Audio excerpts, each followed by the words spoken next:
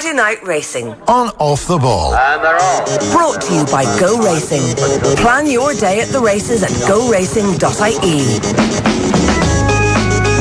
Welcome along to Friday Night Racing. John Duggan with you here this week. Day 5 of the Galway races at Ballybridge. Delighted to be joined by our racing guru, Johnny Ward, and also the man of the week, Aubrey McMahon. 20 years of age, and you have a great winner on Uradell in the Amateur Derby, I think it's called, the Connacht Hotel Handicap, and you still must be on cloud 9, Aubrey. Yeah, enjoying it, so I am. When I won it last year, I said, well, any amateur to win that race is, I think any amateur would love to have that race in their CV. And when I won it last year, I said I'd try and soak up as much of it as I could, and when I got to the races the other day, I said, geez, I think I have a good chance of doing it again this year. Just I'll soak even more of it up this year. Last year was on Whiskey Sour. You're riding for your dad, Luke, in those kind of, I think they're violet and yellow silk. So how did the 2 days compare a year on? How did it? I thought I had 2 good rides the 2 years. Last year, I suppose, was very surreal. When I went past the line, when I look back at it now, it's like a bit of a blur, to be honest. It was only my second ride back, sort of, when I decided I was going back racing full time. Like, on my second ride back, and I wasn't. You don't expect to win a big race like that.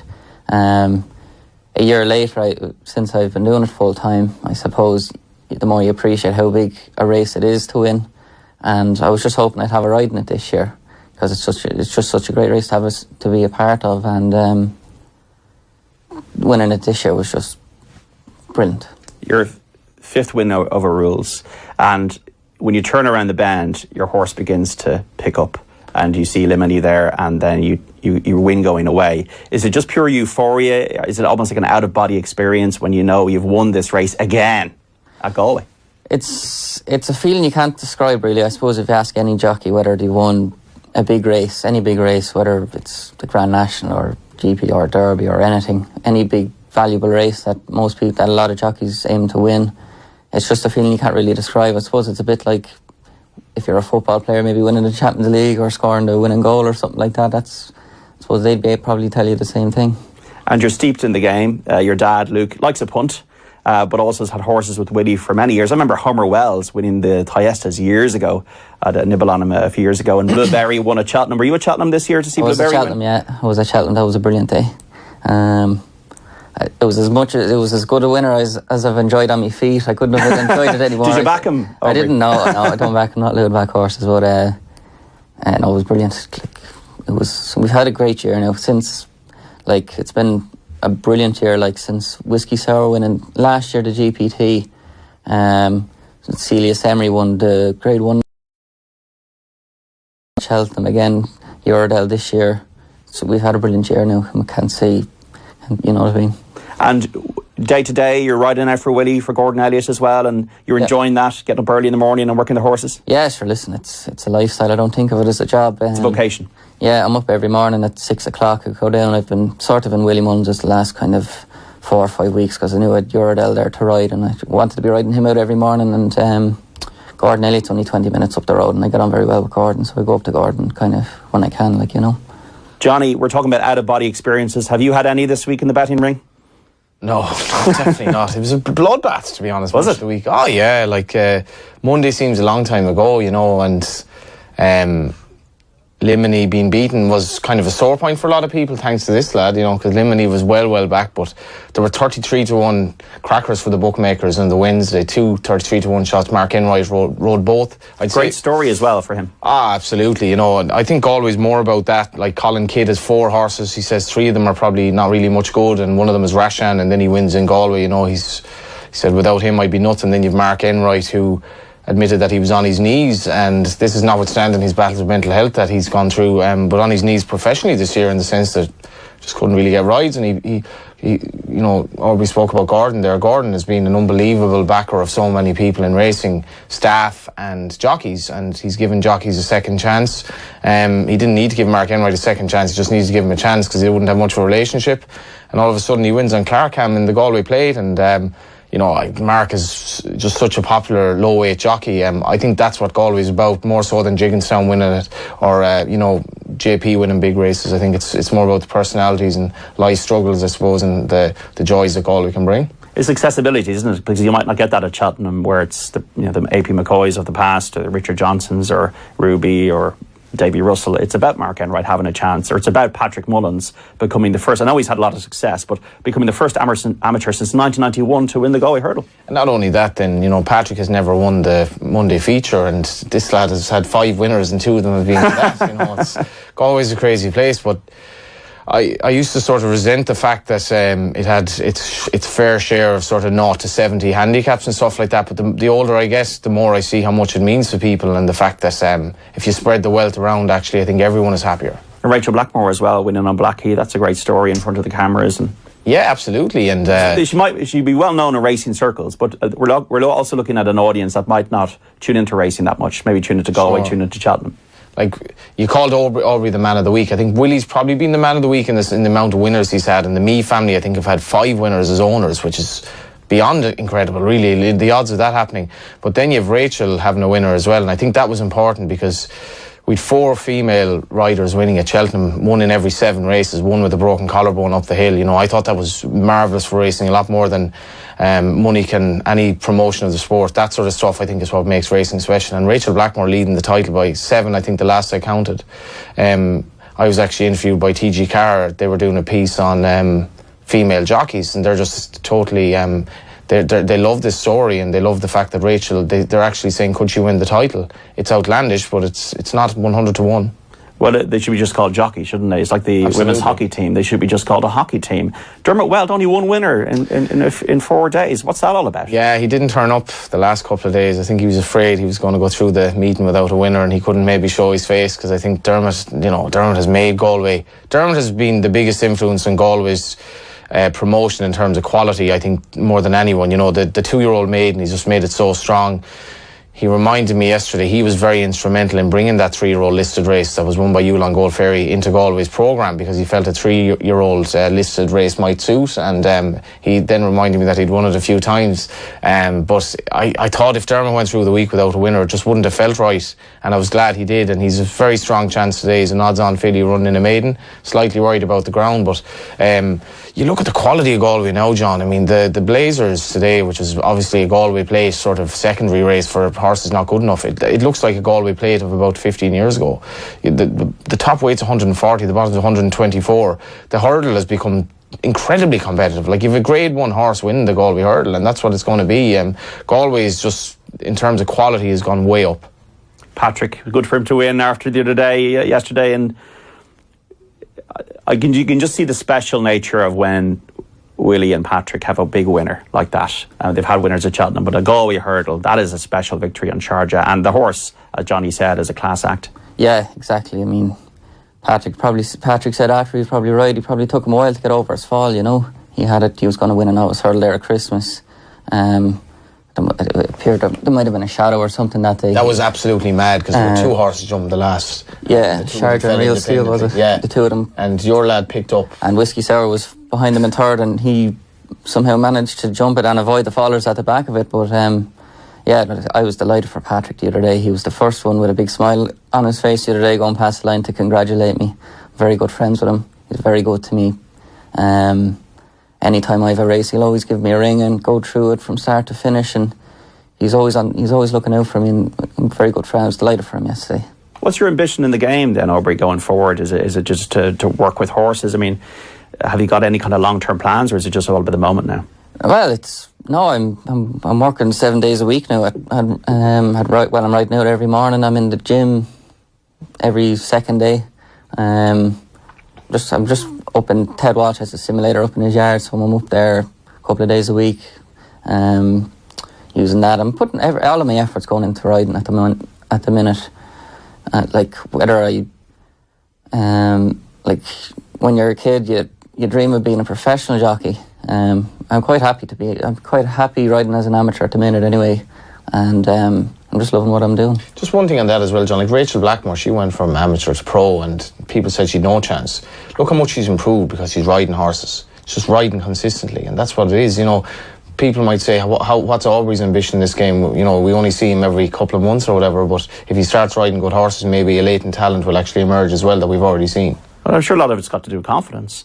I'm sure you felt more confident a year on on Uredale than you did on Whiskey Sour a year ago. Would that be fair to say? Yeah, big time. Like I've had more rides, I suppose, going into this year. Like had I 8 rides going into the race last year or something like that. Like I had little or none experience to go into a race like that last year to go and win. On a horse who was totally improving over 2 miles as well. Like Exactly. So I think Willie said after, like, he was happy last year after Whiskey Sour won, that they were quite happy with his work. It was just me having very few rides. Was I going to be able to handle the traffic situations that you're going to run into in a big race like that? And I did anyway, thank God.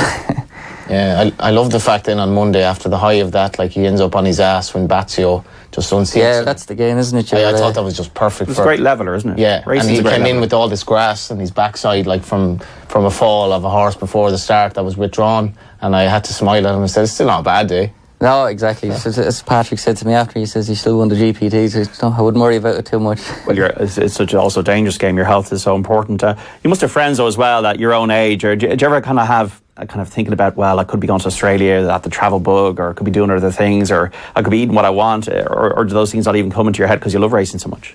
They don't enter my mind, to be honest. I see a lot of my friends in college, they're in their 2nd and 3rd year, and they still don't know what they're going to do, like career-wise or anything like that. I'm very lucky I'm in racing all my life. I knew since I was 16 when I got out my amateur licence that I wanted to ride horses for a living.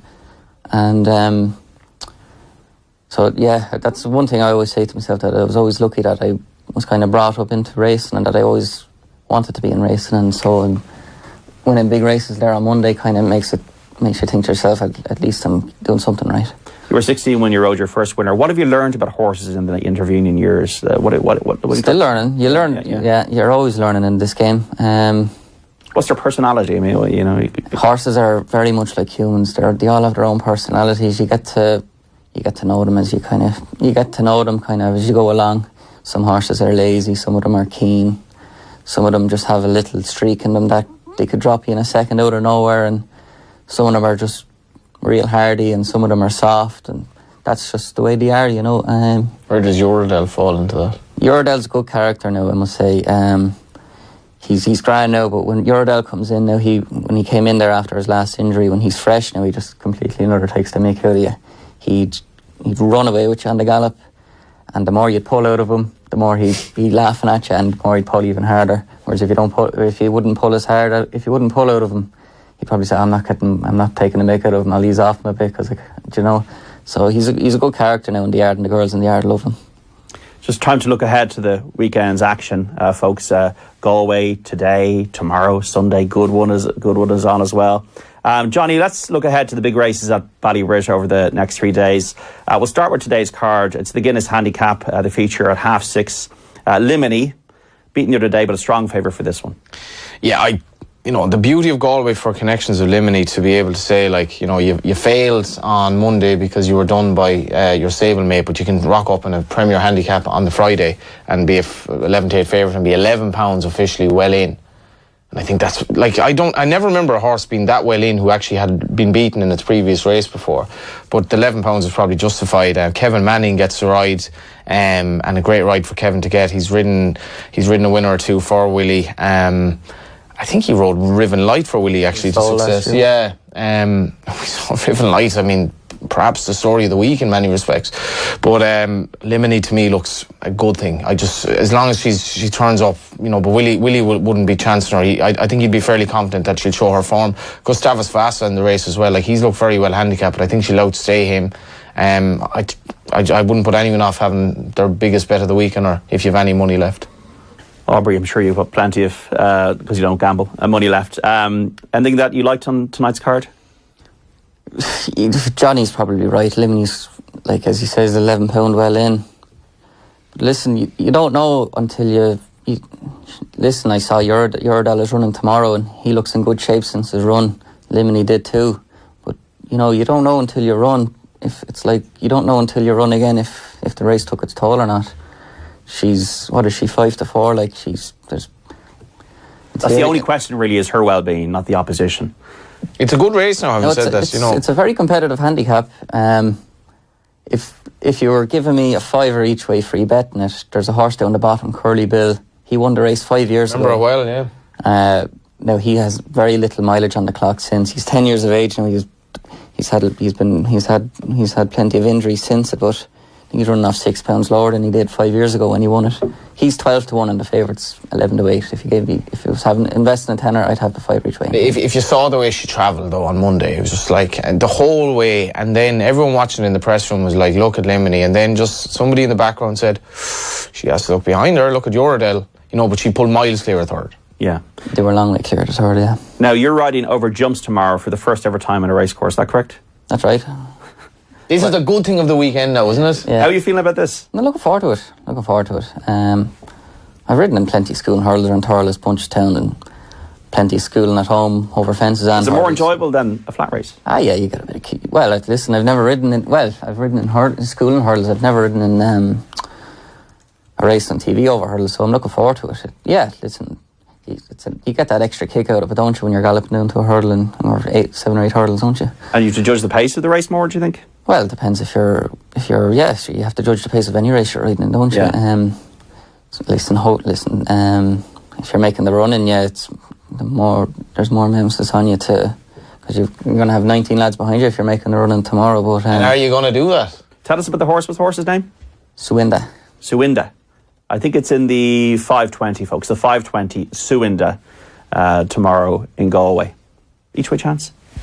So we'll jump around and see who we get on. Come on, Aubrey. Come on. Don't be. You're like your father now. You're being very coy. So you're the one that's all the form, don't you? I know, but you're the one that's actually riding the horse at home. Yeah, sure. Tactics made the running in Clonmel. Mare that stays very well. Full of confidence after Monday. Yeah. Although, did the bumper, being thrown on your ass affect your confidence? No, we'll be fine. He's only having the crack. Is there anything else in the card tonight, Johnny, that you like? Yeah, it's Joseph O'Brien's horse in the first race. I'd be a big fan of now. Cosmic Horizon.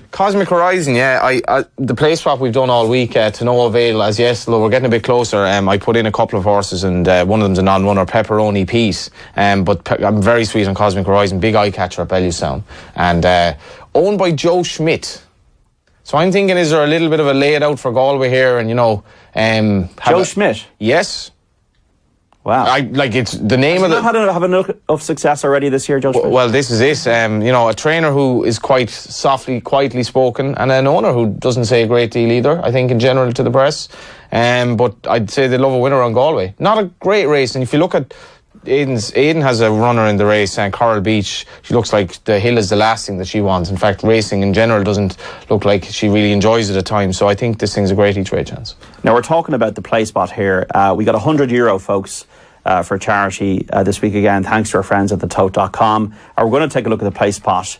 Johnny's going to do it. I'm not going to do it for the last 3 days at Galway. So tonight, tomorrow and Sunday, we'll aim to spend around 30 each day in the play spot over the weekend, and that leaves us with €16 today and then €20 for a win bet. So is this money going on Cosmic Horizon, this €20 win bet tonight, or is it on something else? On the nose with the tote, okay? We'll see what the odds are with the tote. And the play spot. So the aim, folks, is to try and win across 6 races. You have to try and get a horse placed over 6 races, but you can do as many combinations as you want. So in 6 races, you could have 5 horses in one race, 3 horses in another race, 2 horses in another race, and then 1 and 1 and 1. And that would, at a €1 stake, add up to about €30. And that's how the play spot works. So you can have as many horses as you want, but given you're trying to get horses to place, you don't have to have the winner of every race. So it's a good kind of insurance bet to have. And you've gone for, Johnny, Cosmic Horizon in the first. In race 2, it's the first 6 races, not all of the races. Lady Godiva and Gizzy Gazelle. In race 3, Lure of the Sea and She's Gold.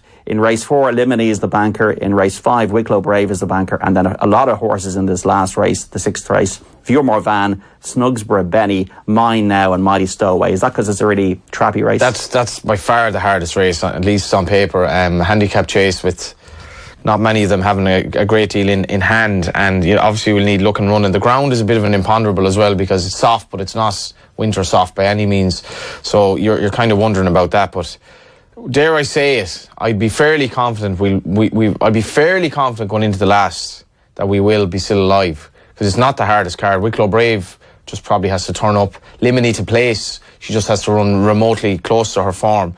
And the other ones, I can't see Joseph's out of the 3 in the first. So I'm making it sound easy, but it's a great bet, the play spot bet, and it's guaranteed for 30,000.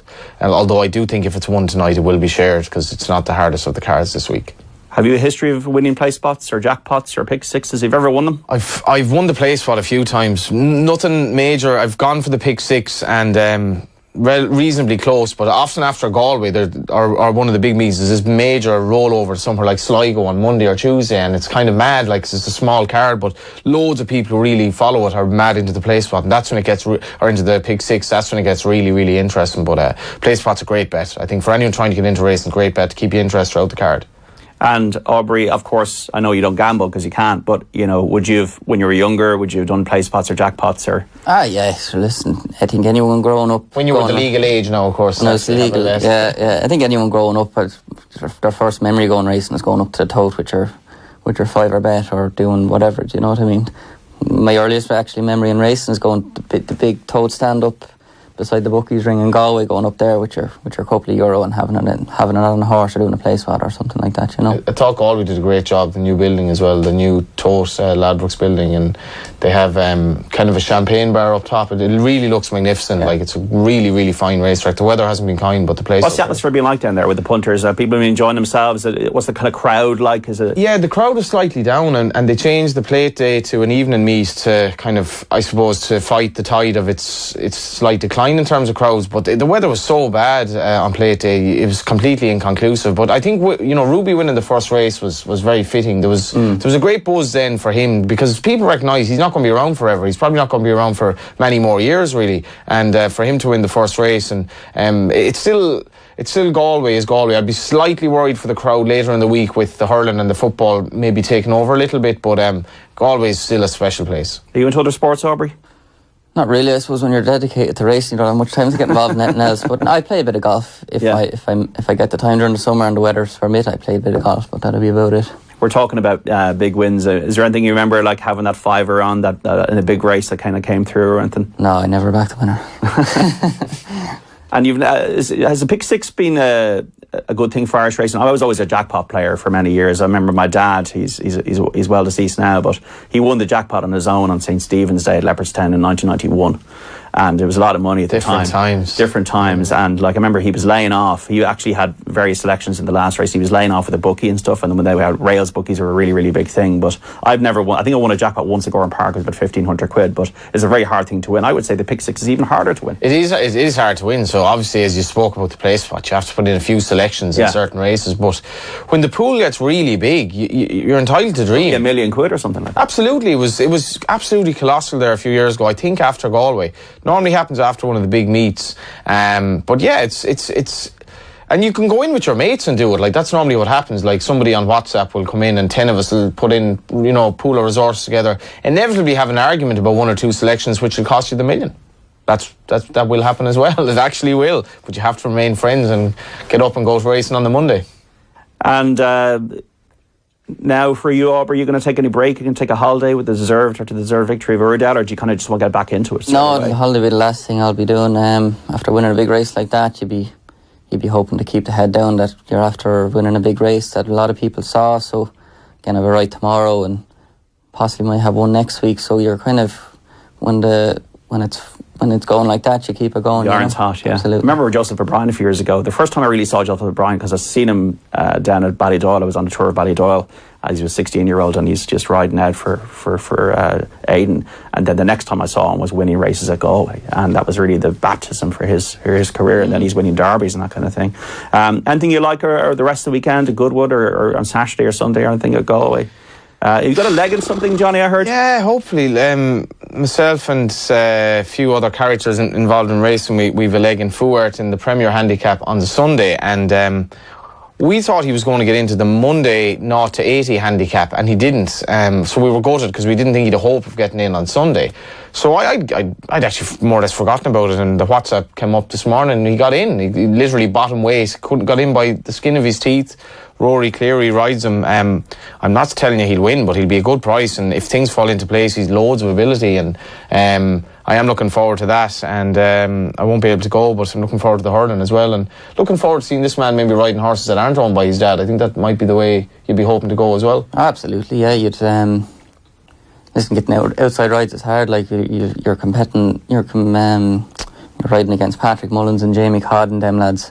Like you're not going to be riding 7 days a week. Like, but Willie won't set you wrong. You know, Willie's, I'd say, a good man. The other thing as well, though, like just because there's this kind of thing in sport in general, when it's like the father and the son, Austria, he's only doing this because his father is that. Like he's ridden 2 winners of one of the toughest races to ride for an amateur in the whole sport, and they weren't short prices by any means. Like these were both double-figure prices. He rode them. Now, he probably made good tactical judgments. He was on good horses, but this lad clearly does have talent, and people should remember that as well. It's not just because he's riding for his dad. Aubrey, I want to savour the victory. I'm sure you will. You give us the sense that you really enjoyed Ura the other day, and wish you every success in the future. And thanks so much for coming into the Thanks very studios much. Thank you. Of Off the Ball for Friday Night Racing. And Johnny, the best of luck of the weekend. I'm not going to wish you luck for Clare and Galway because Clare's my team. Your Premier League selection for the year ahead? Is Manchester City. I actually just interviewed Ronnie Whelan, and I think Liverpool are going to be closer, but I think Manchester City are the team to beat this season. And but your long-term Cheltenham selection? Long-term Cheltenham, I really like. I'm so like yourself. I'm so in the moment, Aubrey and Johnny. Like I'm so in the moment of the PAGA next week. Is it Ricky Fowler or Patrick Cantlay, or is it Clare and Limerick? The long-term selections are way out of my head. I couldn't even tell you. I think Native River won the Gold Cup last year. That's all I know. But that's all we have got time for on Friday Night Racing for this week. We got Cork and we got the Curragh next week. So lots to look forward to in 7 days' time, and we'll see you then. Friday Night Racing. On Off the Ball. And they're off. Brought to you by Go Racing. Plan your day at the races at goracing.ie.